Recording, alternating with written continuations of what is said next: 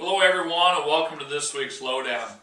If you're wondering why I'm standing inside my house in front of my Christmas tree, the reason is myself and John filmed a Lowdown yesterday, and when I got it home and reviewed it, I didn't really like the way that I presented the information and didn't think I did a very good job of presenting it to you. So essentially the talent and the executive producer wasn't happy with the outcome of the project, and therefore I decided to redo it. So you're getting a little bit of a glimpse inside my Monday world here at my house. In this week's Lowdown. So anyway, the subject matter of this week's Lowdown is all about understanding why the ball flies the way it does. And this is the reason I'm doing this today. So there's a little debate amongst teachers like myself, people that teach golf for a living, essentially saying that the PGA didn't do a great job of educating us. And saying that the PGA has been very late in changing the way they present the information to the apprentices when our apprentices go to PGA education. So a little background here. About 19 years ago, I went to what's called PGA Business School 1, and when I did that, we got our introduction to teaching the game of golf and ball flight laws. And at least the way I took it coming out, I think like a lot of teachers, was that what the PGA taught us is that if the club path, the moment of impact, is moving to the right, then the ball is going to start to the right. If the face is right of it, it's going to start to the right and go right. If the face is to the left of that, then it's going to start to the right and draw.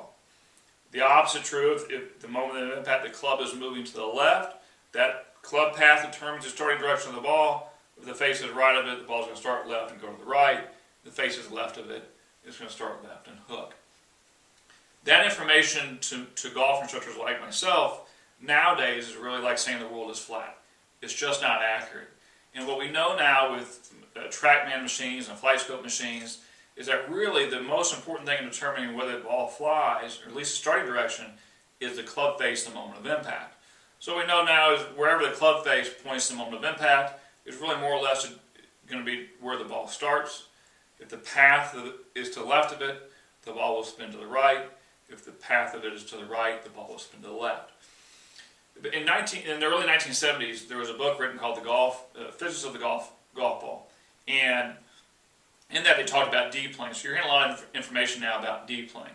And here's what D-plane means. And it really does a good job of showing people why the golf ball spins a certain way. In understanding that any time the golf ball flies, in the direction that it's flying, the way it's spinning, is a product of both a combination of the path of the club, the moment of impact, and the face of the club, the moment of impact. So right here I have two aiming sticks tied together by a piece of string. The bottom aiming stick, we're going to say, is the path of the club. The top aiming stick here is the club face.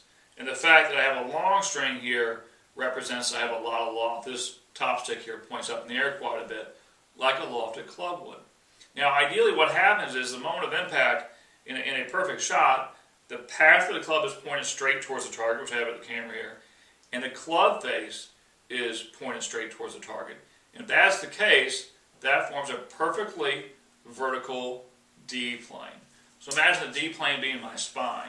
And understand the golf ball spins at a 90-degree angle kind of around that D-plane. So imagine it like arms here around my spine. The spine is pointed straight up and down. The golf ball, the plane, is flying straight, if you will. Okay? Now, let's do some variables here. So let's keep the club face pointed towards the target. So the moment a golfer hits the ball, the face of the club is pointed at the target. But let's say that the club path was moving to the right at the moment of impact. So now you see that the D-plane has a slight bit of tilt to it. So again, it's like my spine being slightly tilted. Wings on a 90-degree angle around my spine, and now you can see that the ball is going to be spinning to the left. The opposite is also true. If the face of the club is pointed at the target, but the path is to the left, then our D-plane is on a tilt to the right, wings around the D-plane, our ball is spinning to the right.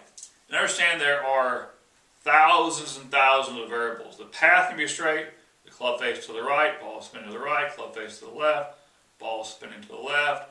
We're going to have path to the left, club face to the right, now we've got a big slice, path to the right, club face to the left, now we've got a bigger hook for certain. And the other thing that I think is interesting is if you think about the loft of the club, because oftentimes when I get in lessons, the primary thing I tell the students to grab is just grab your driver will hit that. Or I'll ask some of my students how the driver worked today, or where did you hit your driver to? Because that's really the truer test of getting things better. So for example, if I have a driver now, this has a lot less loft, I can have my club path slightly to the right. Okay, let's say 5-6 degrees. Okay, club face, let's say, is 5-6 degrees left. Well, look at that D-plane. That thing is tilted on about a 45-degree tilt, and now I have a ball hooking quite a bit. Versus a club with a lot of loft, and club takes away a loft. A club takes away a lot of spin. The path is 5 degrees to the right, club face is 5 degrees to the left, and that's tilted for certain, but that's not tilted nearly as much because the loft counteracts it. So what's a little draw of my 8-iron is a massive hook with the driver. And so that's why when I teach golfers, a lot of times I'll say, hey, let's just get out of that driver so we can really evaluate what is going on and the shots don't look nearly as good. So a little bit of understanding about the way the ball flies. Now again, I think it's so important as golfers to have the understanding of the basic knowledge of why that golf ball is flying. So if you're building your golf swing and you see mistakes, you understand why the ball is spinning a certain way. What are you doing with the path?